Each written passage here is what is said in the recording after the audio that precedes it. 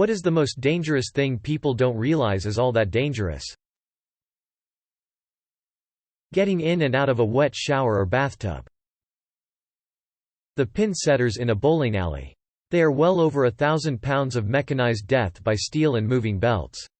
Some of the scariest moments of my life have been me running, slapping the 6 feet between me and the emergency shutoff behind the front desk as a toddler runs, slipping and sliding, down the lane while their parents or guardians are laughing by the table because they thought it was cute. Even experienced pin setter mechanics have been crushed to death during scheduled maintenance. Pin setters are machines of convenience, entertainment, and death. Tripping. The human body has weirdly perfect proportions for killing itself from an uncontrolled fall onto a hard surface. Drunken scuffle. Friends messing about. Navigating a dark apartment. Getting in and out of the shower.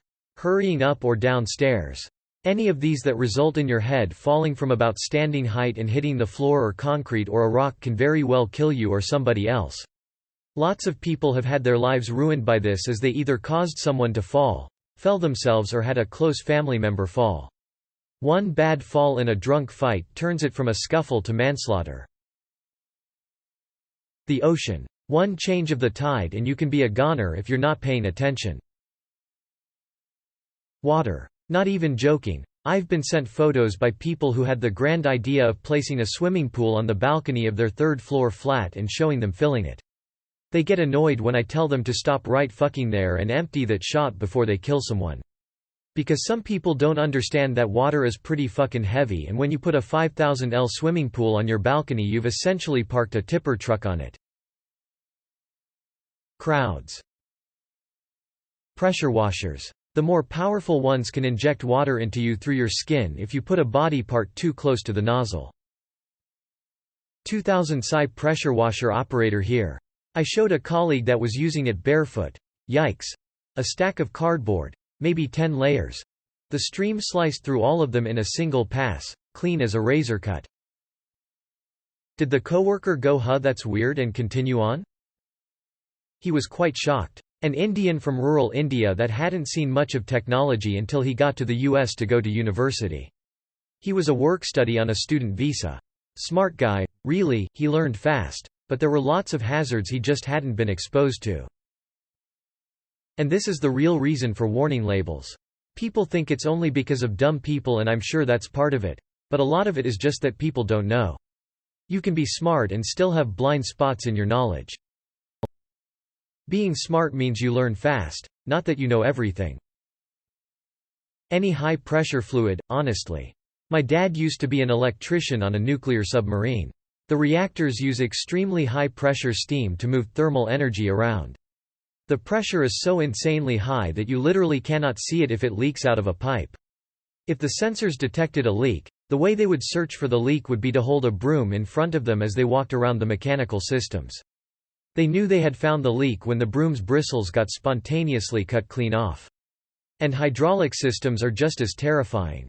If one of the fluid tanks is leaking, it can inject that hydraulic fluid straight into your bloodstream without causing an entry wound. Aside from the obvious danger of having a non-sterilized fluid injected into your blood, hydraulic fluid is highly toxic.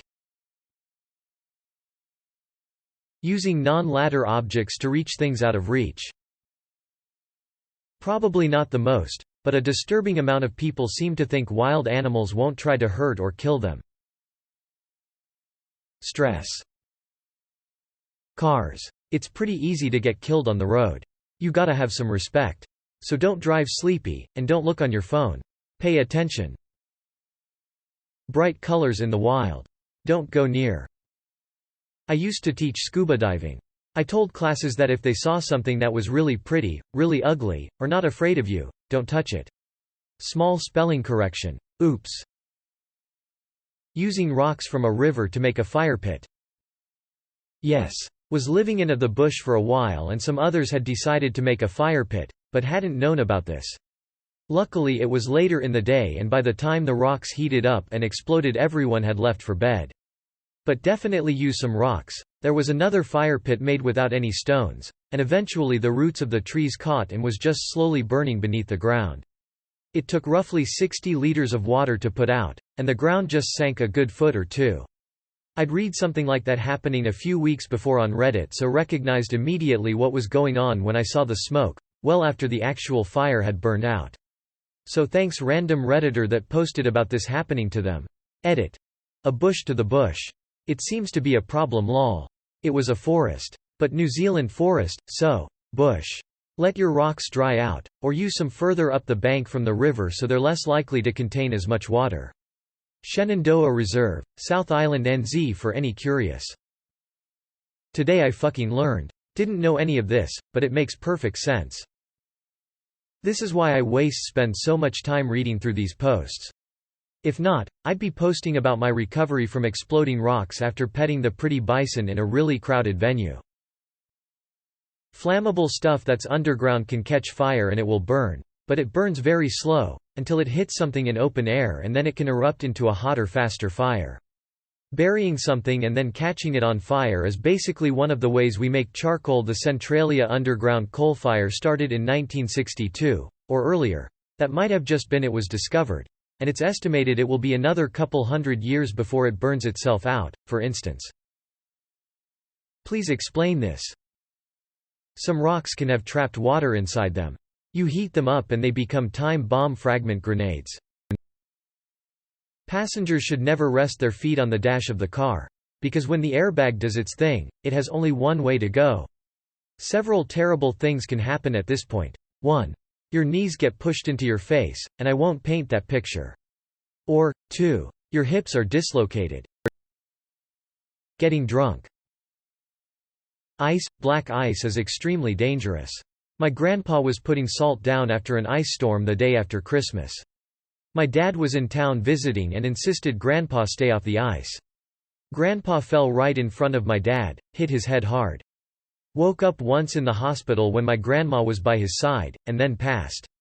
When I see those videos of people slipping on ice, I cringe. Cleaning. Due to harsh cleaning chemicals. A few years ago, I was working at Best Buy. One of the delivery guys called out sick, so I volunteered to be the second guy in the truck.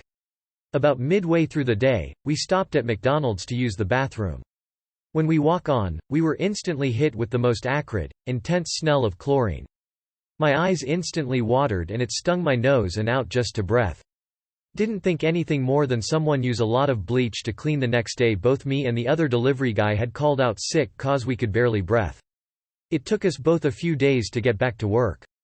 It wasn't until after did I figure out someone probably mixed ammonia and bleach together to clean. This tastes kinda funny. Oh well, food poisoning can fuck you up big time. You can permanently damage your body. If something doesn't taste right, stop eating it immediately. When in doubt, throw it out. Tick bite. Dang, after reading these comments it makes me realize how different some of our lives are. For some people, ticks are something that is strange to find on you. Where I grew up, it was nightly routine to pull all the ticks off before you got in the shower. Interesting lives we all lead. Have garage door openers been mentioned yet? Escalators. Escalators have the potential to cause severe injuries to those who use them or work around them. After that one video, I'm really uncomfortable on them. I was in an airport last year, and a little kid's shoelace got sucked in at the bottom. People were trying to yank the lace out while other riders started to pile up behind. I just hit the emergency stop button.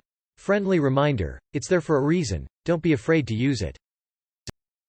When I was about 5-year-old, I used to have full-blown meltdown anytime parents attempted to get me on the escalator. Like crying and screaming everything. I had pretty poor eyesight and depth perception as a child. So to me it just looked like some inconceivable MC Escher machine. Not drinking enough water. Or drinking too much. Finding out house was based on real medical mysteries. I'm terrified of everything now. Mixing chemicals like bleach and ammonia while cleaning a bathroom, keeping your car running in a closed garage. Stairs. Would you say you've taken steps to prevent this from happening again? Untreated mental illness. Clothes and water, specifically long dresses like wedding dresses. Lots of people have died doing wedding shoots in shallow waters at the beach, or rivers, or even swimming pools. Those dresses get very heavy, catch lots of drag, and easily tangle around limbs. 24-hour news cycles. Petrol, gasoline. I have seen so many videos of people trying to transport it in plastic bags, or buckets. It is incredibly volatile, even a small amount can instantly turn into a mini inferno. Carrying a gallon of the stuff in a plastic bag is insanity. Fractal wood burning. Looks like a fun little hobby project, but it'll kill you. Killed my cousin. He and a friend did it as an artistic side business, making furniture with the pieces. They usually only worked together, just in case then one day he was working alone. His friend, business partner realized he hadn't heard from my cousin in a couple hours. Found him very dead. There's a good chance he was done from the initial shock, but we'll never know if he could have been resuscitated if someone else had been there to start CPR and call 911. You're working with stupid high voltages which behave quite unpredictably if you lack the necessary background in the topic and don't give it the respect and precautions it requires. One zap is all it takes to end you. Living. Turns out, the longer you live, the bigger the chance you will die. Being knocked out. I guess a lot of people know that it is dangerous, but probably a good amount don't. We see it in movies all the time. People punched in the head with fists, chairs, pistols etc. then they wake up somewhere else, with maybe a minor headache but are pretty much good to go. I am not a doctor, but I can only assume that sustaining head trauma that is enough to render you unconscious is something pretty serious. You have to go to a hospital after something like that, you don't just walk it off. Also, fighting in general is quite dangerous, yet you see people getting in physical altercations all the time, for minor things. I have seen a video in my hometown where one guy punches another in the head, who then falls down back on his head and just starts twitching. There is a very good chance that the guy just ruined his own life and the life of the other dude. And for what? Because he looked at him funny or something. Mosquitoes. Pregnancy.